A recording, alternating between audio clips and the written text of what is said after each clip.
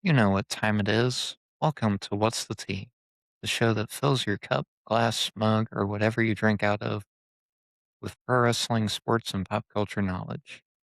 I'm your host, Owen, a guy who loves to tell stories and write new ones. Now settle in and grab your favorite beverage because here we go. Before we get to our regularly brewed programming, I know a lot of tea puns because, hey, it's What's the Tea.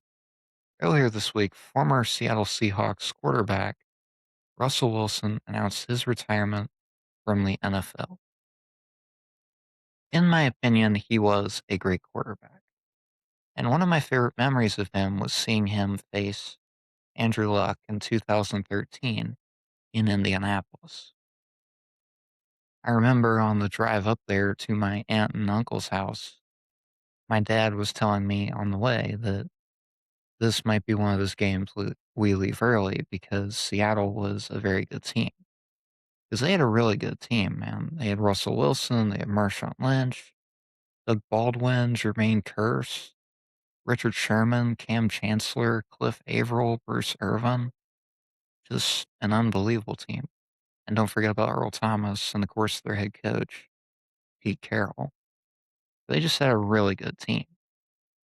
And things didn't go so well in the beginning for the Colts, as they trailed 12-0 early, which is the Seahawks getting a field goal, then scoring a touchdown, and then Pat McAfee getting one of his punts blocked and the ball rolling out of the back of the end zone for a safety, which was kind of a lucky break for the Colts because rather than Seattle covering it up in the end zone and scoring a touchdown, it was only 2 points for a safety. So yeah, things were not starting off so well. And I almost thought my dad was right. But then the offense found their rhythm, and Andrew Luck lofted a pass to T.Y. Hilton, making it 12-7. And the momentum continued to shift even more when the Colts held the Seahawks to a field goal and the kick was blocked and returned for a touchdown by Colts safety Delano Howe, giving the Colts a 14-12 lead. And I remember being up there in the stands, and that place just erupted, and I was like, "What's going on?" And then I get up and I see on the field Delano Howe has the ball, and he's running it all the way back for a touchdown. And I was like, "Oh my goodness, that was insane. That was awesome. What a great play there." Now, for a while, things started to slow down as teams traded field goals and empty possessions. The Colts then trail by 5, but Andrew Luck leads a great drive that culminates in a touchdown run by Donald Brown on the goal line to make it 29-28. But then the Colts go for two, and they get it as Andrew Luck throws a nice pass. I think it was to T.Y. Hilton in the back of the end zone, and he makes the catch, making it 31-28 Colts. And Seattle, they fail to score on their next possession, and the Colts just keep it going. Tick, tick, tick, tick, tick, tick, as the great Chris Berman would say. They keep the clock moving, and they add on another field goal from Adam Vinatieri, who made, like, I think 3 or 4 field goals in this game to make it 34-28 Colts. And now it all comes down to this. Seattle, one final chance to win the game. But there's just one problem. They used all of their timeouts with less than 9 minutes to go. And I was watching highlights of this game to make sure I could remember it. And with less than 9 minutes to go at the 8:50 mark in the fourth quarter, the Seahawks call their final timeout. And this is just a rare thing, man. You never see a team call all their timeouts before the 2-minute warning or even before 5 minutes left in the game because you always want to make sure you've got those timeouts for when it gets down to crunch time. And that was just crazy to see. Anyways, the Seahawks furiously drive down the field, but then they make some crucial mistakes that lead to 4th and 15. Russell Wilson lofts a pass to the sideline, past the first down marker, but it is intercepted by Darius Butler, and the Colts hand Seattle its first loss of the season, 34-28. And it's still weird how this would be the only time we'd see Andrew Luck against Russell Wilson in their careers. And I really wish we got more games between these two because arguably you look at that quarterback draft class in 2012, who were really the top two names that went on to have some good careers, Andrew Luck and Russell Wilson. They both went on to have good careers. Unfortunate what happened about Andrew Luck, but he still, for the most part, had a good career. I would make that argument. And I wish Russell nothing but the best in his retirement. He was a great player and a hell of a competitor. But I think the real debate is going to be, is he a Hall of Famer? Maybe someday. But in my eyes, I do think he will get in at some point. But there's just a lot of people that still haven't gotten in yet that I think they're going to want to get those people in first before we start having this debate of if Russell Wilson has the stats, if his one Super Bowl win in Seattle counts. Do the Broncos and Giants years bury his career and his potential of getting in the Hall of Fame? Those are all the questions that will soon need to be answered in 5 years because you got to wait 5 years after you retire to be on the ballot for the NFL Hall of Fame. Yeah, I wish Russell nothing but the best. Hell of a competitor. What a great player. What a great career. And maybe someday he gets in the Hall of Fame. So I did watch the two matches on the first hour for Clash in Italy, which took place last weekend. And I've got a few quick notes on both. The first match was Cody versus Gunther for the WWE Championship. Honestly, it wasn't a bad match. And it seemed like the crowd was enjoying it, which that's always a good thing when you're able to pop the crowd and get them into it. There were some fun spots, such as the chop off between Cody and Gunther, which I thought was interesting. Another thing, Cody tried to use Gunther's sleeper hold, which he's put many people to sleep with, as in basically they give up in the match. But it was a good try by Cody, but he didn't really seem like he had it all the way in, as Gunther easily slid right out of it. And Cody hit Gunther's clothesline, which he usually hits to set up the sleeper hold. And it looked good, I will say that. It looked good. And Gunther at one point catches Cody in the sleeper hold after he tries to hit, after Cody tries to hit the Cody cutter, which it seemed like that was kind of the story of the match. Cody's aerial offense was taken away by Gunther's ground and pound attack. And that was kind of an interesting thing to watch during the match. And I'll be honest, the match is kind of short and it drags at some points, but overall it's just a match. Not really much going for it, and it ends when it starts to pick up and gain momentum, which is annoying to me as a fan. But anyway, Cody retains after hitting a Cody cutter and then going right to the crossroads. The match ends in a bit of controversy, though, as Gunther's feet were under the bottom rope while the referee made the 3 count, meaning we are probably getting another match down the line. And what that basically means is when the person you're pinning's feet are under the bottom rope, the referee is supposed to stop the count and tell the person that, hey, we can't count the fall because their feet are under the rope or their feet are on the rope, which is another example we'll see later in the program. And it looked like there was a bad camera angle when they showed it the first time on replay because I was kind of sitting there for a minute like, well, how can we actually tell that his feet are under the bottom rope? And then they showed another camera angle, and it's like, oh shit, you fucked up, Dan Angler. And Gunther, rightfully so, this man, this big Austrian man, is so angry with the referee. He's like, you gotta be kidding me. How did you not see that? You didn't see my feet under the bottom rope? And he's just furious. Absolutely furious. It was kinda hilarious, but I kinda get where Gunther's coming from. He kinda got screwed there. As for an overall rating for this match, I hate to be such a critic on this, but 2.5 out of 5 teacups. It's a lukewarm brew.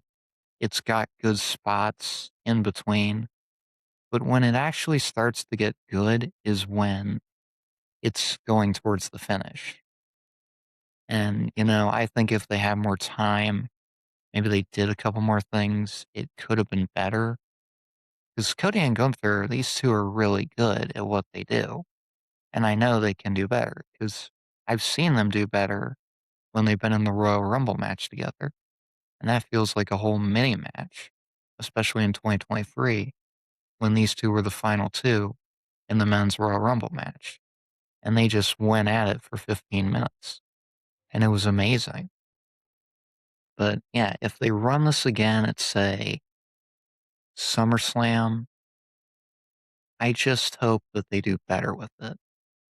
Like, I'm not saying this is the worst match I've ever seen, because no, it's not. I've seen a lot worse wrestling matches. But this, it just didn't interest me. It's just a match. So it's 2.5 out of 5 to. Now, getting on to our second match, we had a WrestleMania rematch. Jade Cargill taking on Rhea Ripley for the WWE Women's Championship. And these two met at WrestleMania, and apparently they had a really good match. Let's get into this one. Now, I'm not exactly sure what my expectations were going into this match, but I can safely say by the end, they were thrown out the window. And the first thing I gotta say is just that Jade is really a great heel. She knows who she is and what she is all about, and is at times a bit of a narcissist, but in a good way, like when Charlotte Flair is a heel, and how she's just full of herself and doing poses and all kinds of things. Now, one spot that I did enjoy in this match was how Jade reversed the Riptide, which is Rhea Ripley's finisher, twice. And on the second one, she reversed it into a tornado DDT, which looked really good. And I remember this spot when it was done at WrestleMania 39, when I think Rhea went for the Riptide, I believe, and her opponent was Charlotte Flair, and she reversed it into a tornado DDT. And that one looked really good too. So I kind of like the storytelling there and the callbacks. I gotta say, Jade was very dominant in this match. And the real story of the match was that it felt like Rhea had met her match this time around. It seemed like that Jade, what she did was she really did her homework on Rhea. As she went back, watched the WrestleMania match, and really did a good job of making adjustments in this match. And I actually like how they mentioned on commentary how Rhea was outgunned in this match. You see that first face off before the match even begins, and you see that Rhea is the smaller of the two in the match. And Jade was just stronger and taller than Rhea, which creates a very interesting challenge for Rhea of just how am I going to overcome this? But she does find a way in the end. As I was saying, she did do her homework on Rhea and shifted her style from the usual up tempo, high speed attack to a slower, more calculated style that put Rhea at a disadvantage. And I honestly think that made Jade look a lot better in the ring for being able to slow down and control the pace of the match. I think that was good in a lot of ways. And I also did watch highlights of their match at Mania. It seems like, as I was saying, Jade was more prepared for Rhea this time around. And there were some times in this thing that I thought Rhea was going to lose, especially when B-Fab and Michin, two of her allies, entered the equation on the outside. But Rhea would actually get help from an unlikely ally. As Rhea finally lands the Riptide, but B-Fab grabs Jade's foot and puts it on the middle rope, forcing a break. People have been talking about this, saying it was a botch, that the timing was off, and that's just a thing that I'm not really going to nitpick, because it's a small spot in the match. It's not really anything big, I would say. And then Rhea slides out of the ring, confronts B-Fab and Michin, and they start backing into a well-laid trap. As you see the camera, it starts to pan over to the top of the barricade. And who just happens to be standing on the top of the barricade? The queen herself, Charlotte Flair, who hits Air Flair, which is what I call her crossbody, onto B-Fab and Michin, evening the odds. And now it's a very fair fight. And Jade goes for Jada during all the commotion going on the outside. And it seems like it's all over. But then, as they sit on commentary, turnabout is fair play. Charlotte grabs Rhea's foot and places it on the bottom rope, which causes the official to break the count. And Jade just stares angrily for a few moments there at Charlotte. And Charlotte motions to her like this, come and get some on the outside.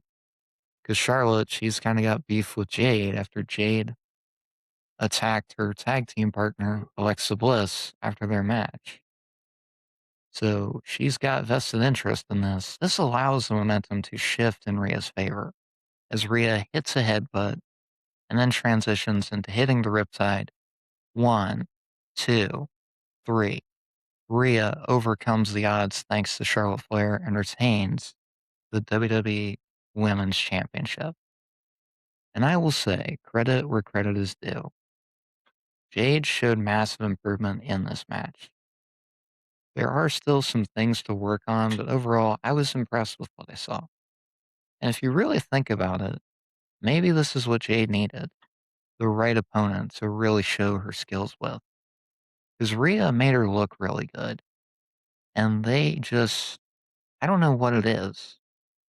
They may have had one of the oddest promo segments in the history of SmackDown, but when they actually get in the ring and have matches with each other, they have this really interesting chemistry. But it just leads to matches like this. They're just amazing. And I'm going to do that because it was a really good match. And Jade kind of faced a test in this match of going into a match that's going to go over 15 minutes. Because if you kind of recall, Jade's matches were always really short.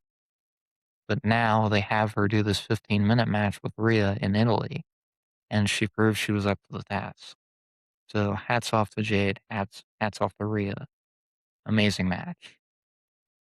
And I'd say it was well worth the sip. So I'm giving it 3.75 out of 5 teacups. I would highly recommend it for you guys to check this out because it was incredible and very enjoyable from start to finish. Now, let's get to the main event of this program, where for this episode, I'm going to take a look at what went down in Indiana Town a few weeks ago on Saturday night's main events. Stay tuned.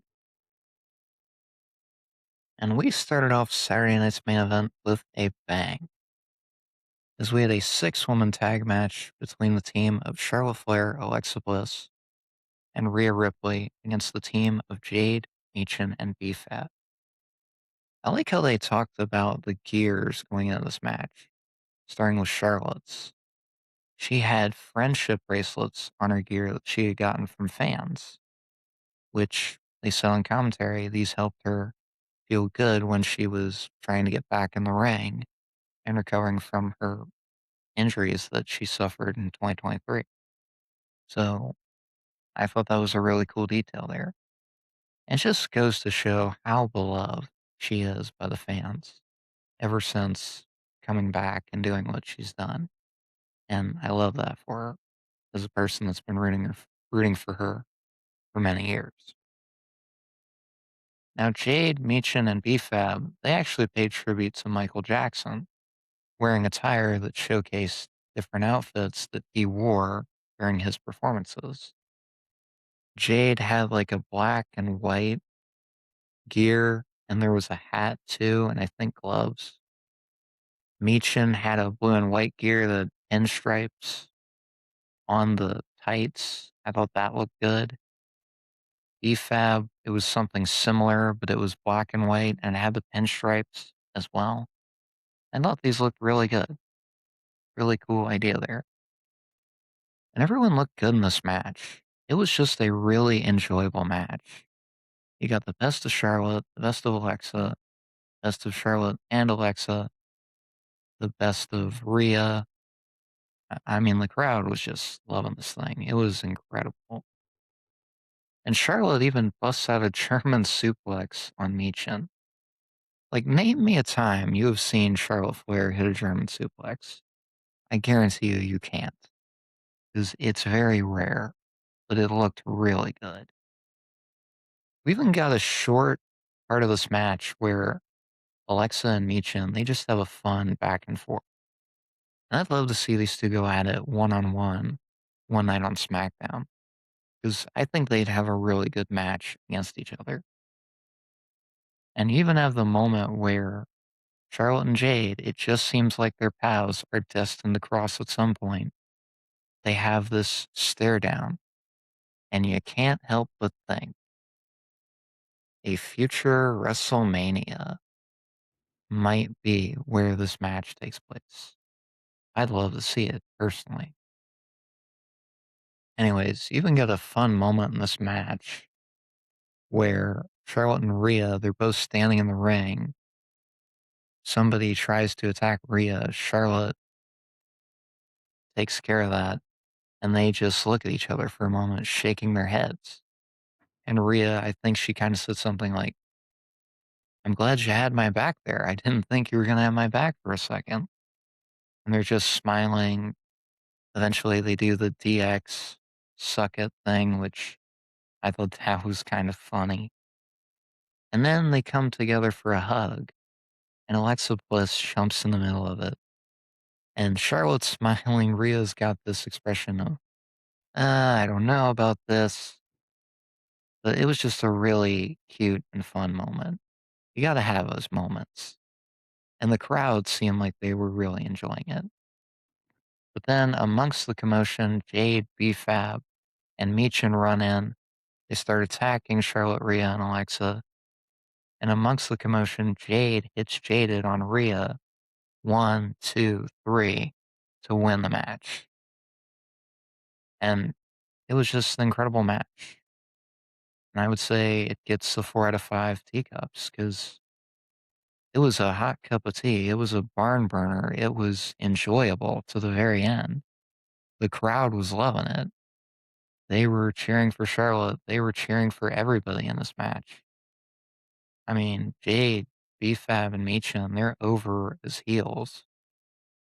The crowd sees them and they acknowledge that they're doing great work as the bad guys in this match. And Charlotte, Rhea, and Alexa, they have a really good chemistry together as a trio. I'd love to see it more, but it looks like we're not going to see that more. But yeah, overall, I thought it was a really good match. 4 to 5 teacups. And then we get to match 2, which, here's the thing, it features 2 people that I really like. Becky Lynch, the Women's Intercontinental Champion at that point, and Sol Ruca. And I was excited for this. I thought this would be a really interesting match. But it turned out to be an extremely short match. As they get it going, and then they go right to the finish for some reason, where Becky throws the referee Jessica Carr into Sol Ruca, who's setting up for the Soul Snatcher, and she hits it on Jessica. And Becky thinks she's won the match because Sol hit the referee. But no, Lillian Garcia, the ring announcer, makes the announcement that Sol wins the match by DQ.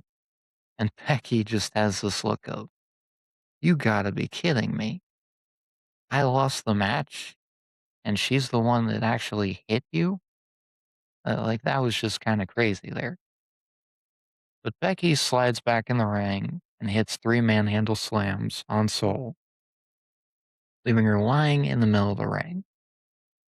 But then we'd find out later on the night as Becky runs into SmackDown General Manager Nick Aldis, and Nick has permission from Raw General Manager Adam Pearce to make this decision. He forces Becky to defend the Women's Intercontinental title at Clash in Italy, which took place last weekend, against Sol Ruca. And Becky, she just looks so upset when he makes this announcement. Like, Becky thought she had this well-laid plan of getting out of giving Sol a title match. But instead, it just backfires in spectacular fashion. And at Clash in Italy, Sol goes on to win and become the new Women's Intercontinental Champion. So, congratulations to Sol Ruca. I think she is going to be a star on the main roster.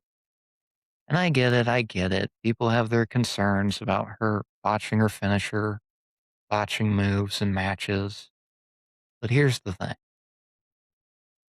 The main roster is a whole different beast from NXT. You gotta give people time.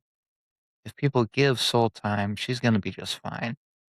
And I think her being the Women's Intercontinental Champion is a great thing. It's a good starting point, because she'll be a future Women's World Champion. I guarantee it. But yeah, overall, I'd say if I was to give this match a rating, it's 1 teacup, which is also known as Stone Cold. And I'm not talking about Stone Cold Steve Austin. I'm talking about Stone Cold tea, as in, man, it's just not good. And that's coming from a person that does not like tea. But yeah, we'll get into the other matches in just a sec. Stay tuned.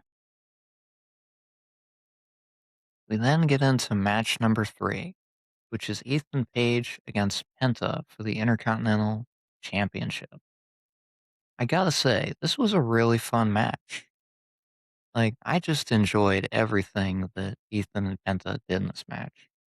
And the crowd, they were enjoying this. Ethan is already over as a heel, as a bad guy. And Penta, this man, he just has no limits with his offense. Like, he will do anything to win the match. He'll hit Mexican destroyers, he'll go and dive on the outside of the ring. Like, this man is just no limits. He's just amazing to watch. And he is just incredible.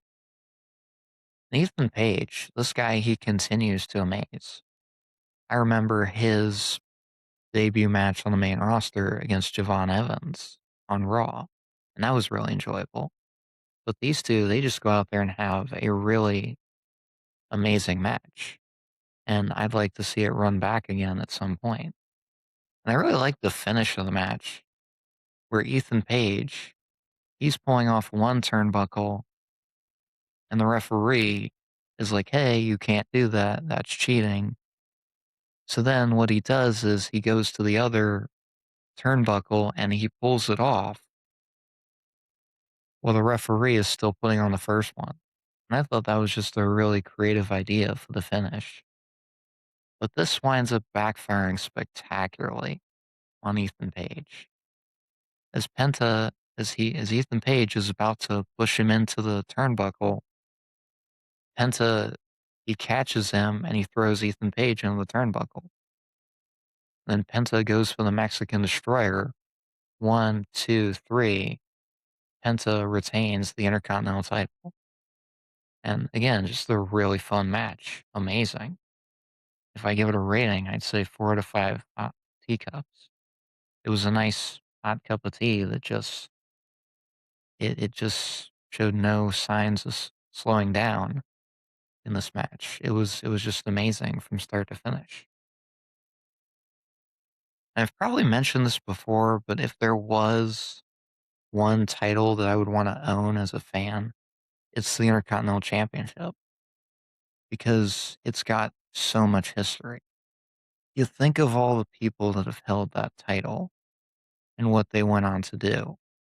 Guys like Razor Ramon, also known as Scott Hall, Macho Man Randy Savage, Ricky the Dragon Steamboat, Stone Cold Steve Austin, Shawn Michaels, Bret the Hitman Hart, The Rock, Triple H, Y2J, Chris Jericho. I mean, Kurt Angle. Just so many people I could name. You think of it from modern times, people like Seth Rollins, The Miz, Finn Balor, AJ Styles even held it at one point, Shinsuke Nakamura. Like, just so many people have held that title. And again, a couple other names, Rey Mysterio and Eddie Guerrero, and Edge and Christian.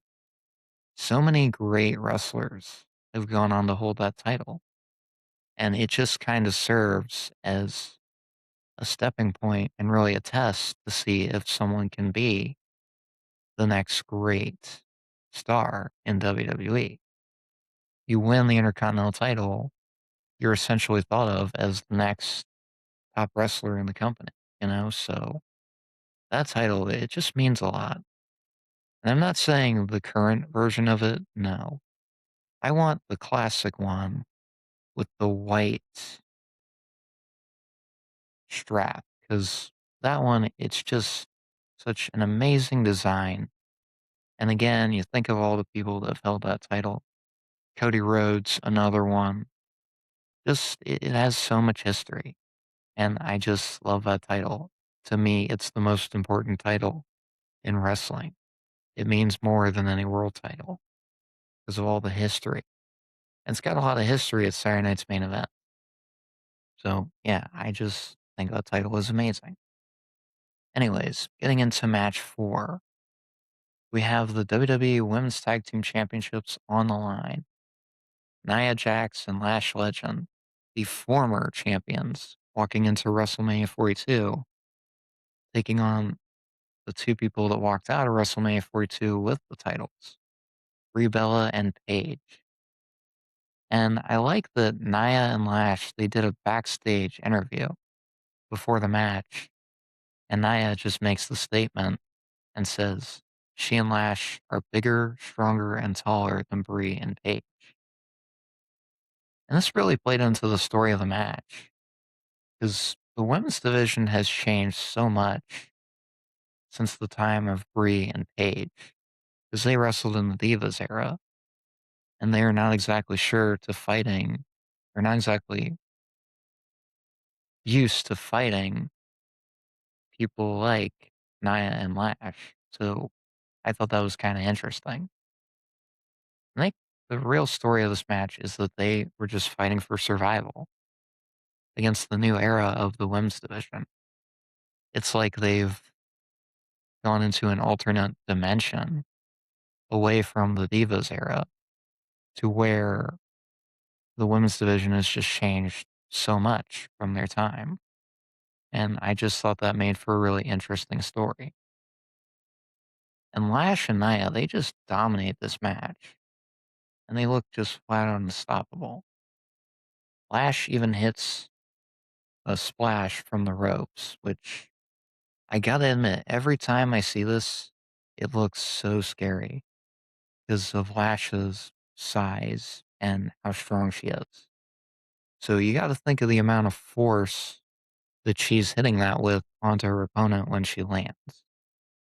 That's just kind of what I think about and go, wow, that's really impressive athleticism, but at the same time, it scares the hell out of me. But anyways, here is how we wrap this one up.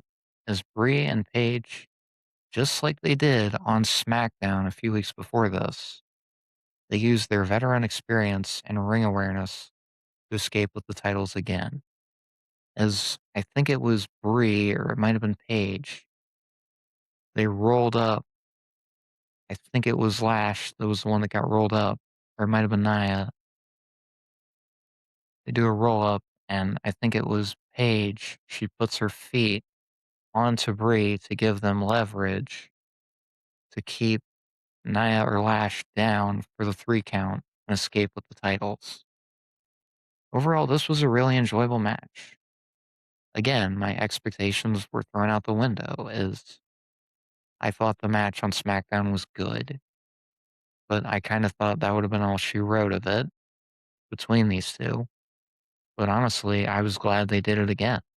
It was a really enjoyable match. The crowd was enjoying it. Ash and Nia are extremely over his heels. People love seeing Paige back in WWE, and they love seeing that Brie was able to still win the tag titles despite the fact that Nikki Bella got hurt before WrestleMania. So I enjoyed it. Really enjoyable match. And I'd give it a 3 out of 5 teacups. It's a very solid brew. Very enjoyable. Anyways, getting on to our final match. The main event is the Street Profits against the Vision for the Raw Tag Team Championships. Now, the only thing I'm going to say is just this. I really did not enjoy this match, and I really didn't care for it because y'all know how I feel about Logan Paul.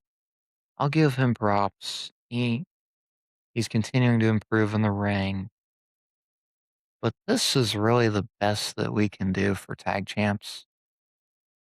I mean, to me, it just seems like what is the WWE tag team division anymore? Because you had a great tag team in the New Day. They're gone. You had a great tag team in the Motor City Machine Guns. They got released. And you had the Wyatt Six, and the entire thing gets released. And it's just, I don't understand what the vision is for the WWE tag team division right now. It's not great. You still have good teams, but the booking just flat out sucks. And the fact that these two are the tag champs is just a joke. Logan Paul and Austin Theory as tag champs, it's a joke to me because I don't get what the vision is anymore. Like, is it about Braun Breaker? Is it about Logan Paul? Is it about Austin Theory? Or is it about Paul Heyman? Or is it even about Brock Lesnar? Like, I don't understand where they're going with this. And it just doesn't make any sense anymore, you know? So I just, I am very confused with what the vision is for the WWE Tag Team division. And I hope for better times at some point for it. But I will say it's great to have the Street Profits back. Montez Ford and Angelo Dawkins, incredible tag team. They deserve so much credit for the matches they put on, you know? So it's great to have them back. I miss seeing them because, again, they're just a great tag team and the crowd absolutely loves them. But yeah, as I said, the vision, I don't get Logan Paul and Austin Theory as a tag team. I get it. They're heels. They get a lot of heat and all that, but I just don't understand it. It just doesn't make any sense to me. And somehow, some way, much to my annoyance, the Vision retain the titles. And I just am going to say it. As I said in the beginning, I didn't care for this match. It's not my cup of tea. Because as much as I tried to find positives with this, I just really couldn't. It was just not an enjoyable match. And the Street Profits did everything they could to make this thing enjoyable, but it just really wasn't. So it's just a match, in my opinion, that this really shouldn't have been in the main event. Personally, I would have had Penta and Ethan Page main event in the Intercontinental Championship match. Because that to me would have been a better Saturday Night's main event than this. Just a lackluster ending to what was really a solid event that they put on. Now, for my overall ratings of this, It's a solid brew. It's a 3 out of 5 teacups. I love the new stage. The pyro looked really good, especially when Rhea Ripley made her entrance, when Charlotte Flair made her entrance. It looked really good. But the one thing I will say once again is just why is it that the stage is so narrow and the fans are so close to the wrestlers? Like, I feel like this is a disaster waiting to happen. Because the fact that it's just guardrails instead of barricades, I think this is kind of a security issue that they need to address going forward. But I like the new stage. There's more color to it. It feels more lively. And when the wrestlers are standing on it, it looks really good. I like it. And yeah, there were just a lot of fun matches. You had the fun opening 6-woman tag match. Ethan Page versus Penta was really good. Nia and Lash against Bree and Page was really good. The main event is kind of lackluster. Becky versus Soul needed more time and a better finish, I will say. And the crowd was loud for almost every match. They were having fun. They were having a good time. You like seeing this. Because when you can do that, you know that you've really done something special. Yeah, overall, it was a really good event with a really solid card. But now let's wrap things up with a little closing time. Stay tuned. Well, it's closing time. Let's see what question I am answering from the drink mixer today, shall we?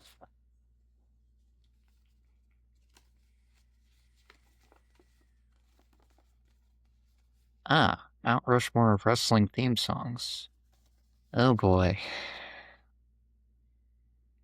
Oh man, I gotta really think for this one.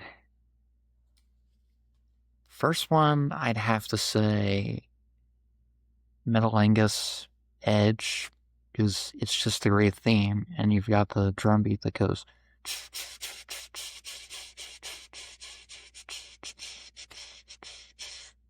Pyro, pyro, pyro, pyro, pyro. On this day. Like, it's just a great entrance theme, and the entrance in general makes the theme really good. So that one is definitely on there. Next one, this is gonna be a bit of a controversial one, but I'd say the Disturbed version of Stone Cold Steve Austin's theme song, because I really like that guitar chord that just goes wow.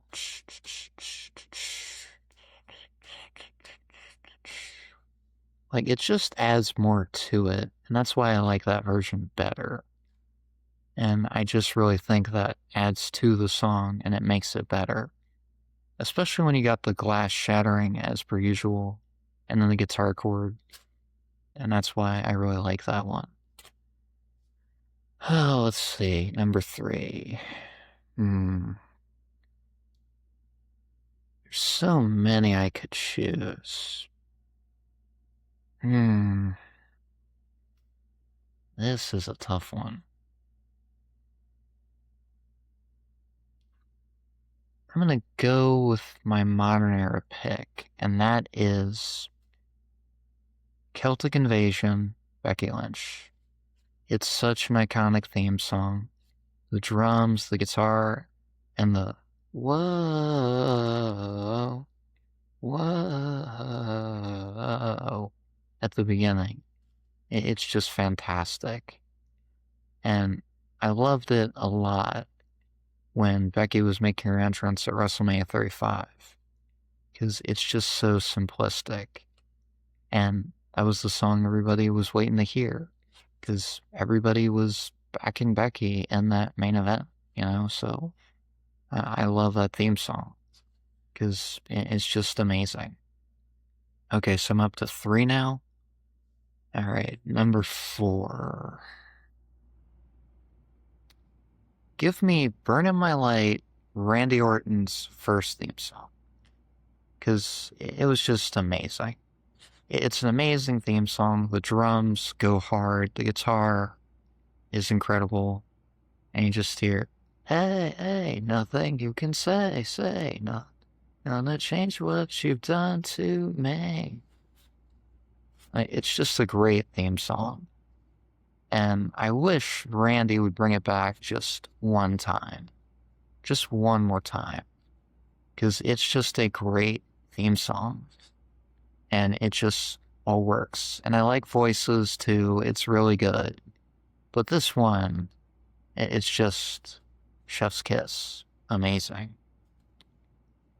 Now, as I mentioned before, when I do Mount Rushmores, it's not 4, it's 5, because it's almost impossible for me to pick just 4. And for the 5th one, I'd have to say, oh man, like I said, so many I can choose, but I don't, I could do a whole top 10 of this. But if I had to choose a 5th one, some people are gonna hate this list and some people are gonna love it. I'm gonna go with a classic. I'm gonna go with Bailey's Turn It Up theme that she had in NXT and on the main roster for a while that goes, there ain't no stopping us now, we'll celebrate on the floor. Like, I just love that theme. Because it's Bailey, it's fantastic, and you got the wacky inflatable arm flailing tube man. God, try saying that 3 times fast or even 5 times fast. You'd probably get your tongue twisted at least once doing it. But yeah, I love that theme because it's just incredible and it really works for that version of her character at that point. The happy, hugging everybody, waving her arms like this every time, like, it's fantastic. I love that theme. So those are my 5. Let me know down in the comments, what are some of your favorite wrestling theme songs? But let's wrap things up here because, well, I think that's about all the time and tea we have here today on What's the Tea.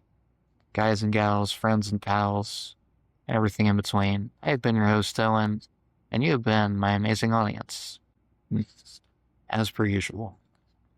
Well, the Stanley Cup is almost all wrapped up. It's all knotted up at 1 in the series right now, as of the time I'm recording this. The NBA Finals are going on, where the Knicks are up 2-0 on the San Antonio Spurs. That darn Danhausen, he's somehow doing this again. But we still got plenty of time in that series for something to happen. We also got the College World Series going on in baseball and softball. Definitely check those out. My UC Bearcats were actually in the College World Series last weekend, and they won a game in the tournament, which was really cool to see. And of course, we got the MLB in full swing. The Reds are absolute garbage right now, so I'm not really paying attention to it as much. And we've got so much pro wrestling going on. Because right now in WWE, we've got the King and Queen of the Ring tournaments, and the brackets look pretty interesting with some of the matchups in these Fatal 4-Way first-round matches. And yeah, I'm really excited for those. But as always, be sure to like, subscribe, comment, and ring that bell, of course, for notifications so that you know what's going on in the Owenverse, what's going on with What's the Tea. And let me know down in the comments, what'd you think of Saturday night's main event? Or what'd you think of Clash in Italy? Have a great one, and as always, no matter how hard things may seem right now in life, or no matter how rough the week may seem ahead for you, always take a time to take a sip of positivity. So hope you guys have a great one, and I will see you for the next one. But for now, I am all tapped out on tea time.